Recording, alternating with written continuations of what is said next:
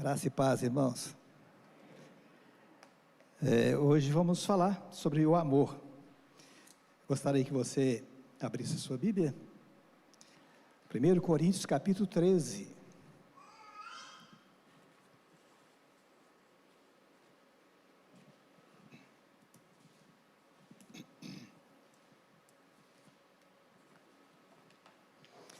Primeiro Coríntios capítulo 13, do versículo 1 até o 13, né? O capítulo todo.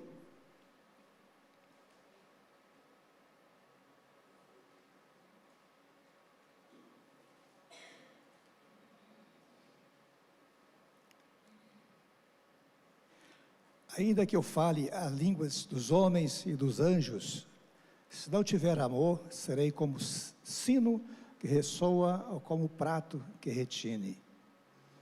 Ainda que eu tenha o dom de profecia, ainda que todos os mistérios e todo o conhecimento, e tenha uma fé capaz de mover montanhas, se não tiver amor, nada serei.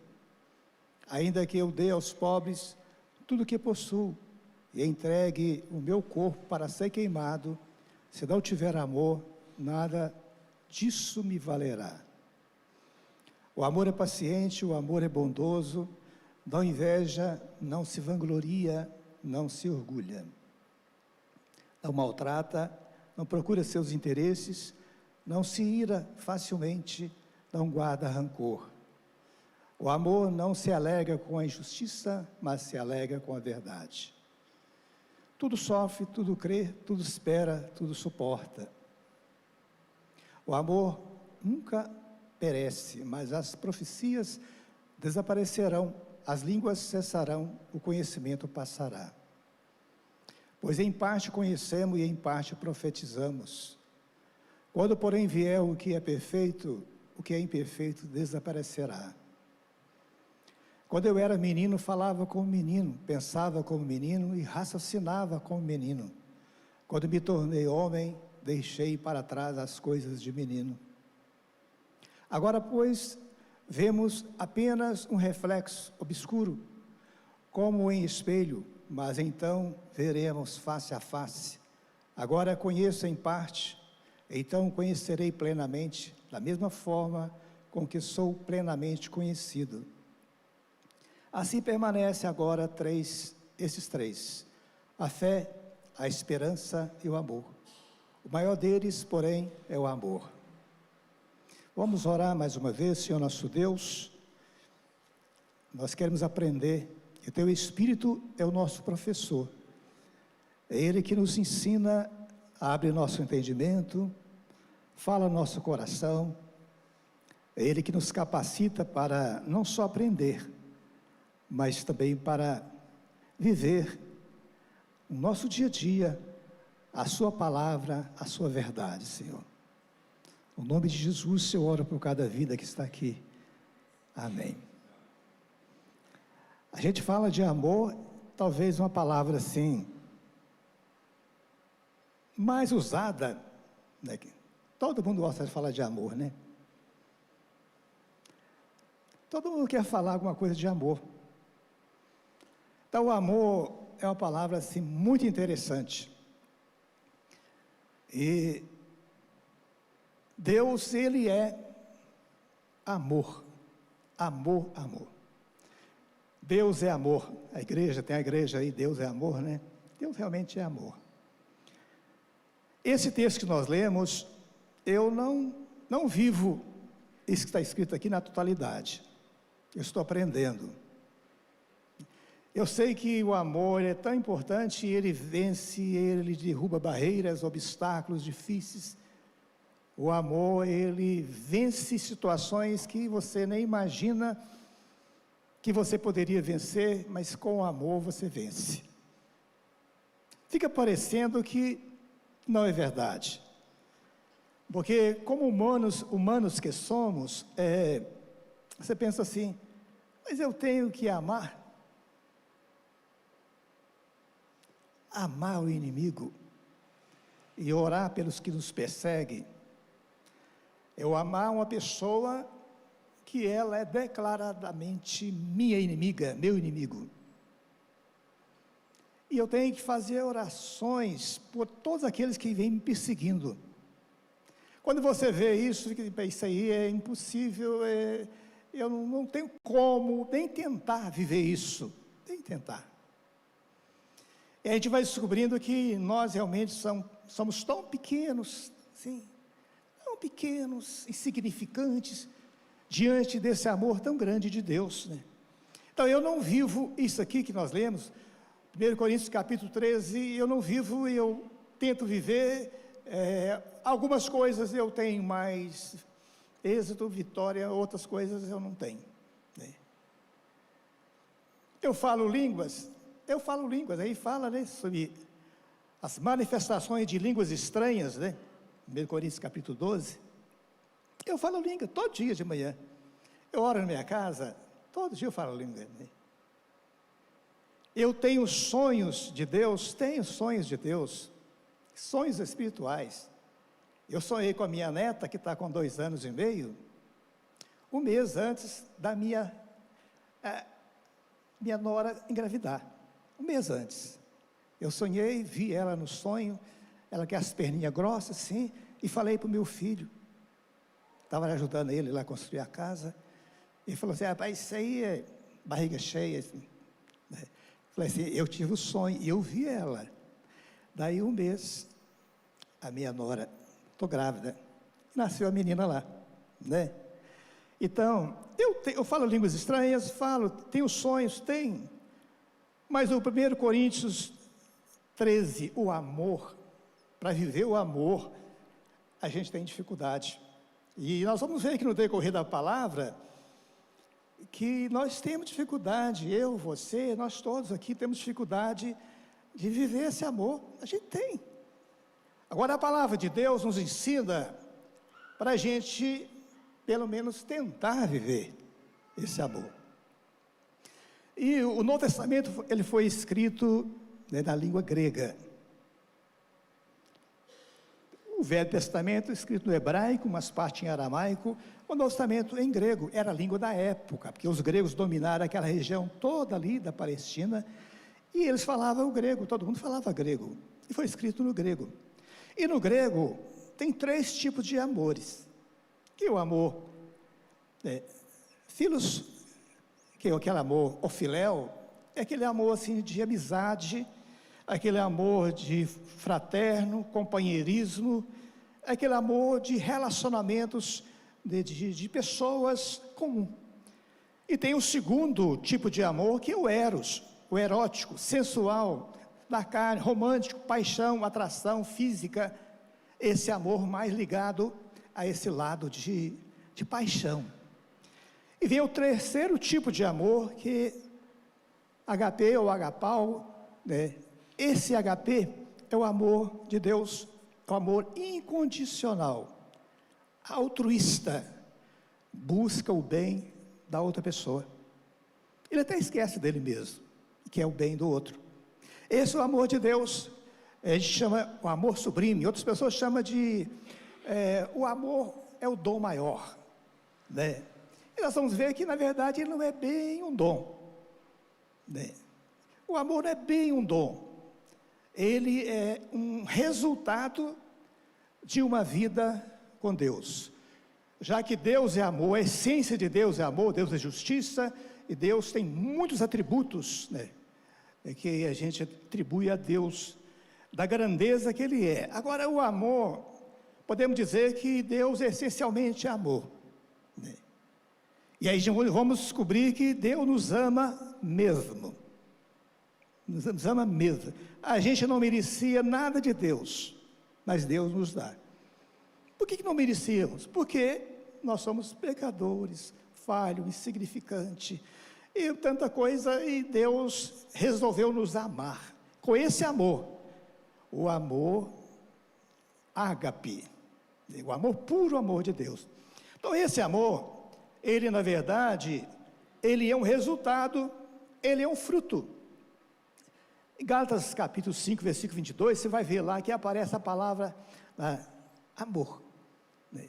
Entre o fruto do Espírito lá, as atribuições ao fruto do Espírito, são várias partes, várias palavras, e está lá o amor. como fruto. E como fruto é resultado.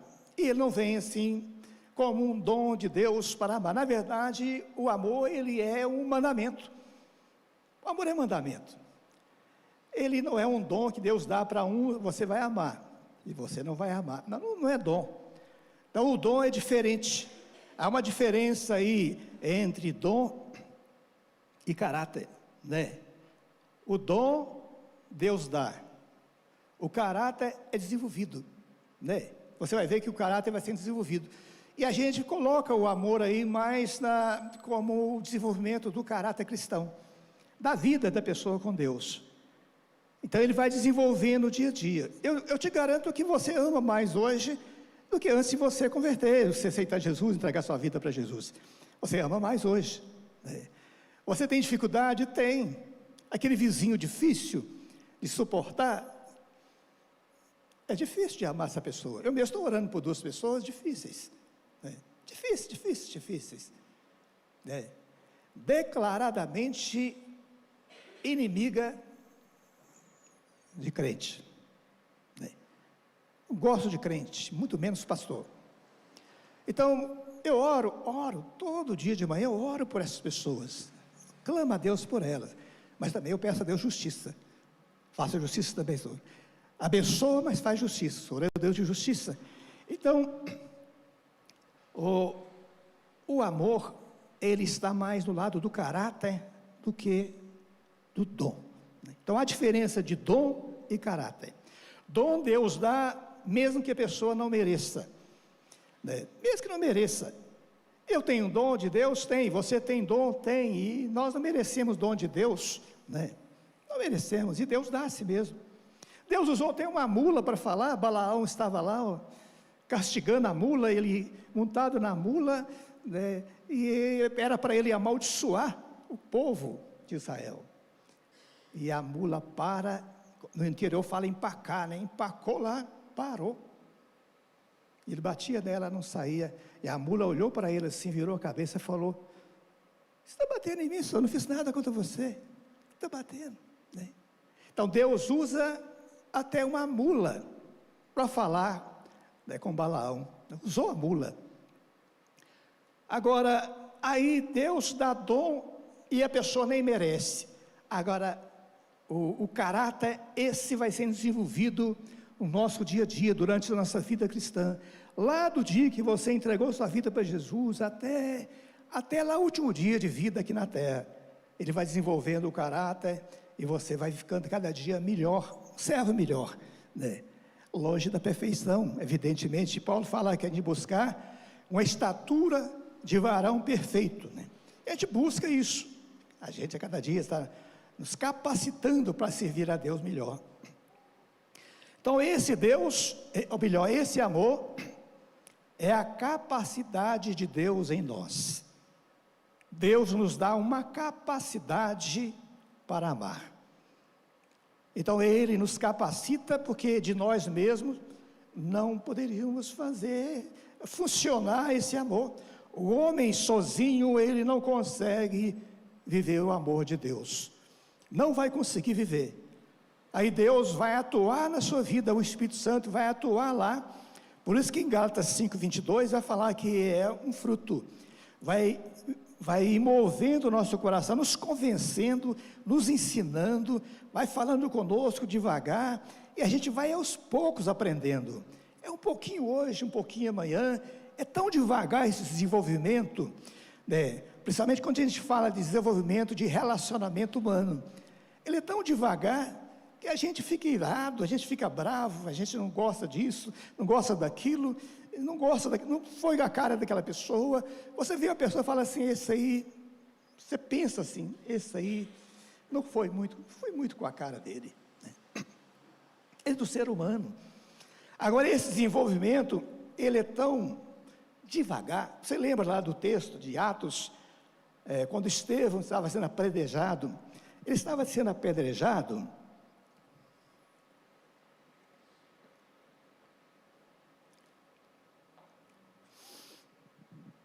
e ele faz uma oração, e ele vê o céu aberto, e faz uma oração E, Senhor, perdoa esse povo, eles não sabem o que estão fazendo. A gente vai observando que o desenvolvimento espiritual, né, ele é de Deus, e Deus vai nos capacitando para a pessoa, numa hora dessa, fazer uma oração. Jesus falou assim: olha, se alguém vem e bate na sua face, oferece a outra. Se a pessoa vem e leva um objeto seu, oferece outro objeto. Se a pessoa te obriga a dar 1 milha, vai 2 milhas, 2 quilômetros com ele. Então, são textos, versículos que a gente pensa assim, só Deus pode trabalhar na nossa vida para a gente viver isso, só Deus.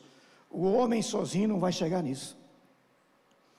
E esse texto que nós lemos, do versículo 1 até o 2, vai falar da experiência espiritual que a gente vive. O dom que Deus te deu, a sua experiência com Ele, e a gente vai observando que isso tudo está abaixo do amor. O amor está acima da toda experiência espiritual que você tem. Se você todo dia tem revelações de Deus, fala língua estranha, de todo dia Deus te mostra uma coisa nova, o texto diz que essas experiências, elas estão abaixo do amor. O amor está acima. Essas experiências têm valor se estiver com amor. Sem o amor, Paulo fala, não tem valor. Então a gente vai vendo que o texto é assim muito, podemos dizer, não é duro não, ele é assim sério. O texto é um texto assim que é difícil de viver, é um texto que entre linhas, as palavras, a gente vai descobrindo que é uma experiência no amor assim, muito acima de qualquer experiência espiritual que você tenha. Então, versículo 1 e o 2, qualquer experiência que você tem, a sua oração, lá na sua casa, o amor está acima.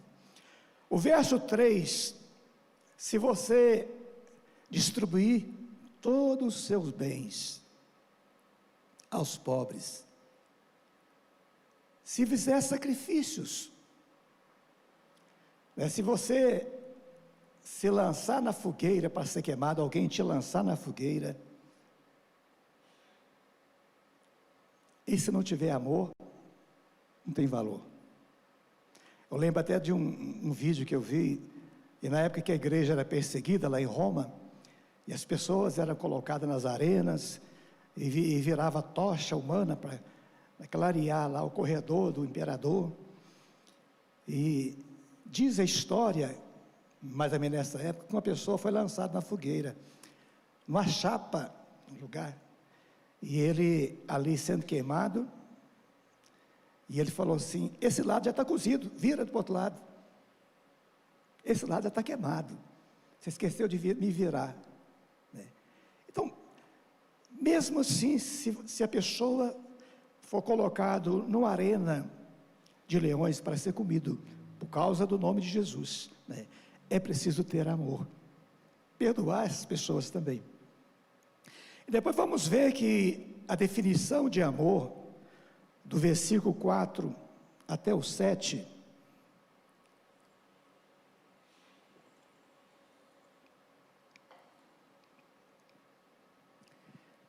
a gente vai chegar à conclusão de que é o novo nascimento, é a nova vida com Cristo.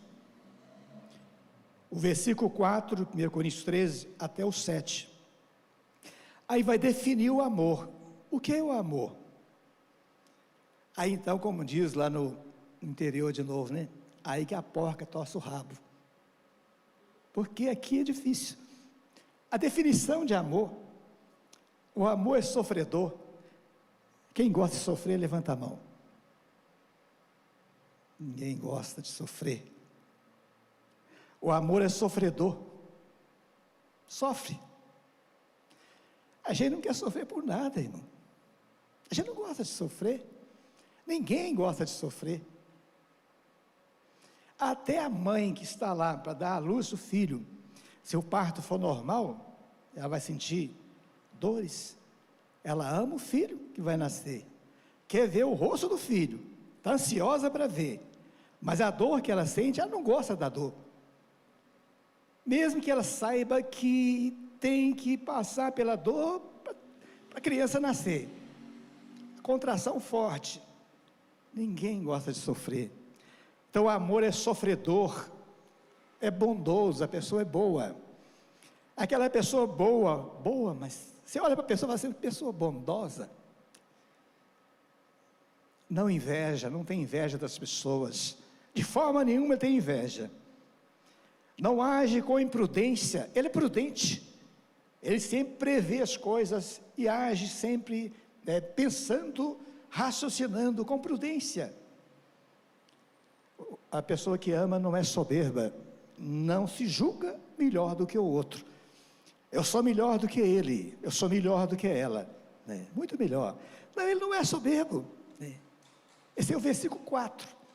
Ele não é soberbo, ele é uma pessoa que não quer a glória para ele, né?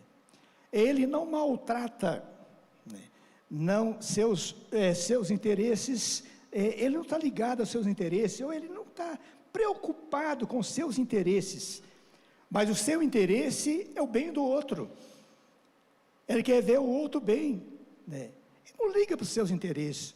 Então nós vamos vendo o grau de dificuldade que vai aumentando quando Paulo define aqui o amor, né? Quem é que não liga pelos seus interesses? A gente está ligado aos interesses nossos.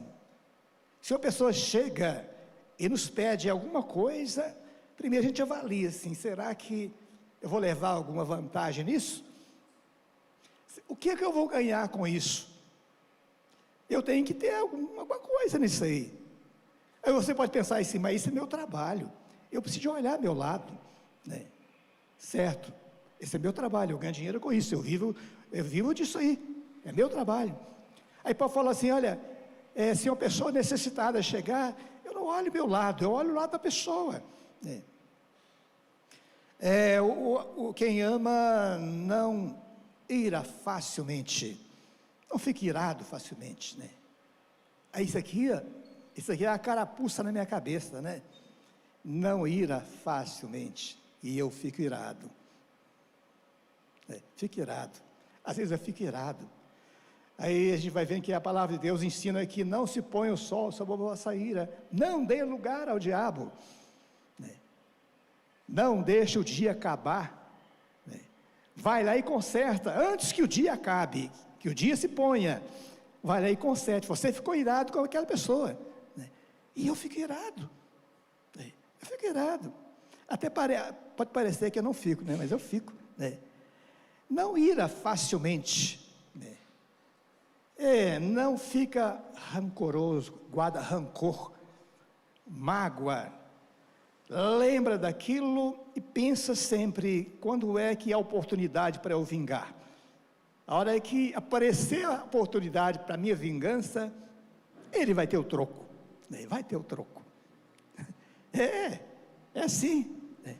Então ele não ira facilmente, ele não fica guardando rancor, né? Guarda aquela coisa toda a vida, né? Aquela coisa, não, ele simplesmente perdoa. Não se alegra com a injustiça, mas ele alegra com a verdade. Ele alegra com a verdade, não com a injustiça. A injustiça para ele é ruim, ele não gosta da injustiça, ele ama, né, a verdade, ele quer que a verdade prevaleça. Agora que vai ficar mais difícil, olha como fica difícil, tudo sofre,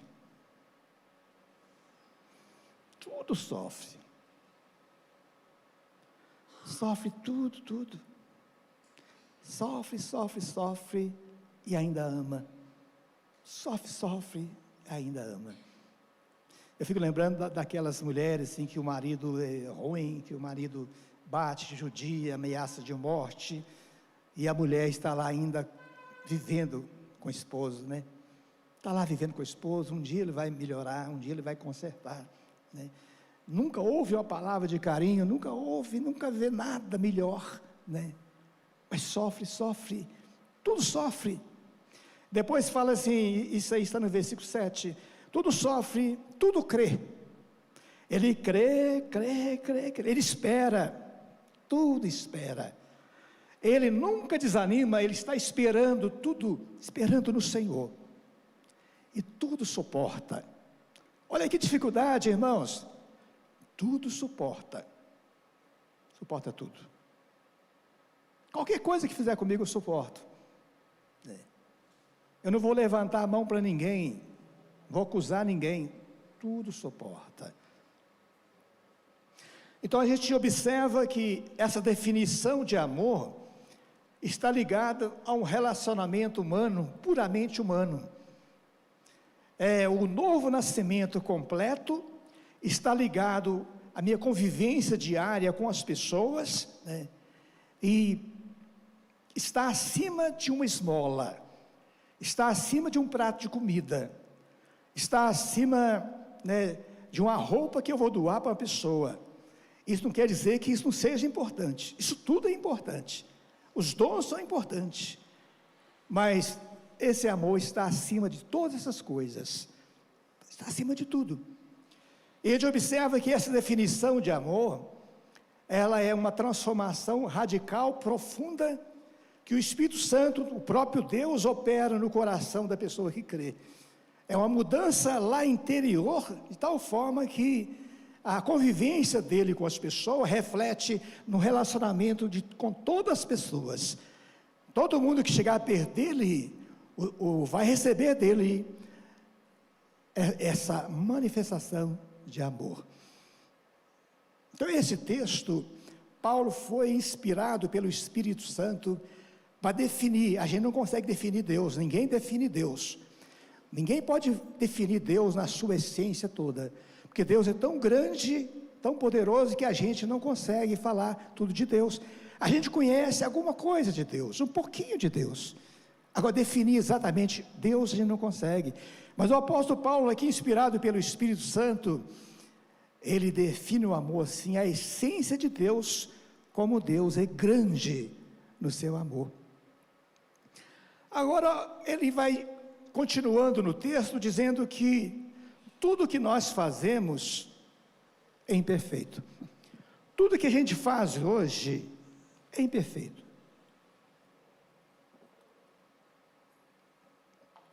A gente não consegue fazer acontecer a perfeição, não consegue. Mesmo que você seja usado por Deus em muitas coisas, seu ministério é frutífero, abençoado, Deus te usa em muitas coisas, assim mesmo, tudo que nós fazemos ainda não é perfeito diante de Deus, é imperfeito. Esse amor que está aqui é a perfeição, é o ágape, o amor divino, o amor de Deus. Mas nós não fazemos tudo perfeito. Versículo 8 até o 13, tudo passa, tudo vai passar. Agora a nossa esperança, irmãos, é que mesmo sendo imperfeitos, a pessoa em Jesus é salva. Ela está em Jesus, e ela é salva, ela é propriedade de Deus, é a propriedade exclusiva de Deus, e ela é salva, mesmo sendo imperfeita. Ela não deixa de ser salva porque ela é imperfeita, ela é salva porque Jesus, né, alcançou essa vida. Mas tudo vai passar nessa imperfeição que nós vivemos, tudo vai passar. Tudo que fazemos tem um valor sim. Tudo que você faz para Deus, a sua vida, a sua obediência, tudo que você faz tem um valor. Nada é sem valor que você faz para Deus. Quando você fala línguas estranhas, Paulo fala lá em 1 Coríntios capítulo 14, que é edificado. A língua estranha traz edificação para aquele que fala. Profecias, aquele que profetiza, as pessoas que ouvem a profecia, que a profecia é direcionada a elas, abençoado. A fé, você é abençoado com a sua fé, com o conhecimento que Deus te deu, você é abençoado. ajudar os pobres, ajudar os necessitados. Tudo que fazemos tem um valor. Sim, tem um valor. Agora, é certo que tudo que a gente fizer, se for com amor, tem muito mais valor diante de Deus. E esse amor, ele vai evoluir na nossa vida. Você sente a evolução do amor de Deus em você, e a tendência dele é sempre evoluir, sempre aprender. Muitas vezes a gente aprende tropeçando, caindo. Muitas vezes a gente aprende depois que você não está usando o amor, e você é briguento, e você xinga, e você fala, e você fica irado, e você perde noite de sono, tentando vingar de alguém. Isso tudo nos ensina que precisamos evoluir. E nós evoluímos dia após dia, tem evolução, evoluindo devagar. Hoje nós vivemos em parte. E esse texto, a gente observa que no finalzinho, a gente vai ver que no finalzinho aí, a partir do versículo 12, vai falar que em parte. A gente vê hoje assim, como se fosse um reflexo, como se fosse pelo espelho. Você vê, mas não é a totalidade, é apenas um reflexo. E você se olha no espelho, você vê lá, e é só o reflexo, a imagem sua. Mas o texto fala que, então, veremos face a face. Quem você vai ver face a face? Jesus. E naquele dia vamos ver face a face. Agora conheço em parte, então conhecerei plenamente, da mesma forma com que eu sou plenamente conhecido. Hoje conhecemos Jesus, se conhece, Jesus conhece em parte. Naquele dia você vai conhecê-lo plenamente como Ele te conhece. Ele sabe, a palavra que não chegou à boca ainda, está ainda nos pensamentos. Ele sabe, Ele conhece. Então Ele conhece você profundamente. Naquele dia você vai conhecer Jesus profundamente como Ele é, vê-lo face a face. Tudo que fazemos hoje, que é em parte, naquele dia será completo. Você vai ver Jesus e vai ver tudo dele, vai conhecê-lo plenamente. E depois o versículo 13 vai falar: assim permanece agora estes três: a fé, a esperança e o amor. O maior deles, porém, é o amor. Olha, a fé é importante, a salvação é pela fé, a salvação é pela... A esperança é tão importante, a esperança. Você aguarda um dia ser totalmente restaurado, você aguarda um dia que o seu corpo será transformado, o corpo corruptível, num corpo incorruptível, sem pecado, um corpo sem nada de ruim, um corpo perfeito, corpo de anjo, e nós seremos semelhantes aos anjos. Os anjos não comem, não bebem, não se dão em casamento, não tem sexo. A nossa esperança está no Senhor. Então, desses três, a fé, a esperança, o amor é o maior deles. E a gente sempre fala que a fé é o maior, mas aqui o texto diz que o amor é muito maior do que a fé, que toda a esperança que você tem. Então esse texto, ele é assim de um valor tão grande, uma profundidade tão grande, e a gente descobre que precisamos crescer mais. Crescer porque nós somos salvos, crescer porque Jesus nos alcançou, crescer porque nós queremos louvar a Deus, glorificar a Deus na nossa vida. Crescer por causa disso, crescer porque eu quero estar preparado cada dia mais para ser usado por Deus, crescer porque eu preciso relacionar com as pessoas cada dia melhor, crescer porque eu tenho que dar um bom testemunho, as pessoas têm que ver em mim que eu tenho Deus na minha vida, aí eu preciso crescer.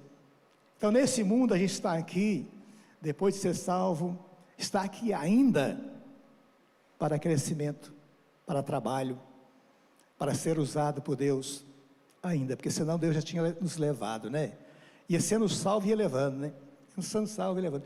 Deus nos mantém aqui. Eu estou com 71 anos, e eu fico pensando assim, por que ainda que eu estou aqui, hein? Por quê? Eu já estou idoso, 71 anos, e por que ainda, né? Os filhos estão criados, né? O filho mais novo está com 36 anos, casado, com a filha, vem outro filho agora. Por que eu estou aqui ainda nesse mundo, né? Então Deus nos mantém aqui porque nós precisamos crescer e frutificar, e dar fruto, e fruto em abundância, né? Deus nos quer aqui ainda por causa disso, e por isso que Ele não nos levou ainda, né? Então que Deus te abençoe e abençoe a mim também, nessa palavra, sobre esse amor ágape, amor de Deus, que Deus tem para nós. Que Deus te abençoe.